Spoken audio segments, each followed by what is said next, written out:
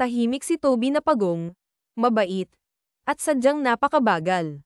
Pero hindi siya sumusuko, kahit kailan. Isang maaraw na araw, nakita siya ni Benny na kuneho. Hoy, ikaw, karera tayo, tawa ni Benny. Ha ha ha, isang talon lang panalo na ako, pagmamalaki niya. Ngumiti lang si Toby. Sige, subukan natin, mahina niyang sagot. Kinabukasan, nagtipon ng mga hayop.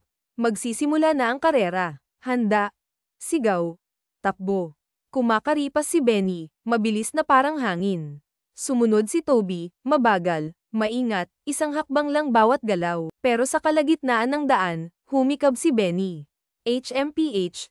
Ang dali naman nito. Matutulog muna ako saglit, sabi niya habang sumilong sa puno. Nagpatuloy si Toby sa paglalakad. Walang hinto, walang pahinga. Isang hakbang, kasunod ng isa pa, at bago pa man sila makapansin, tumawid na si Toby sa finish line. Nag-cheer ang mga hayop, nagising si Benny, huli na siya.